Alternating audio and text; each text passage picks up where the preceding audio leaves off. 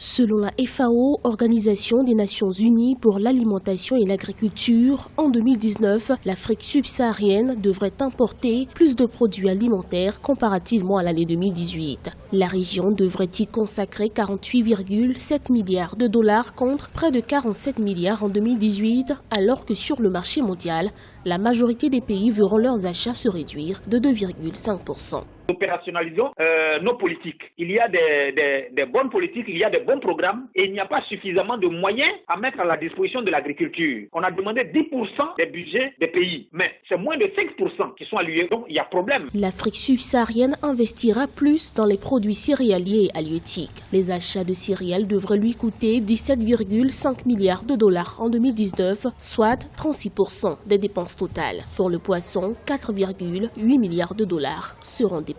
Il faut voir que le problème des aléas climatiques est important et ça pèse beaucoup. Aujourd'hui en Afrique, la priorité c'est l'agriculture, mais nous essayons de sauter les étapes en essayant d'aller au secteur secondaire et tertiaire alors que notre base a des problèmes. Il n'y a pas une modernisation de l'agriculture, il n'y a pas une relève paysanne. Il faut penser à une agriculture rationnelle. On estime à 65% l'énergie fournie par les hommes pour la production agricole contre 10% par les moteurs dans un continent où la part de l'agriculture dans le produit intérieur brut représente en moyenne 15% selon la FAO.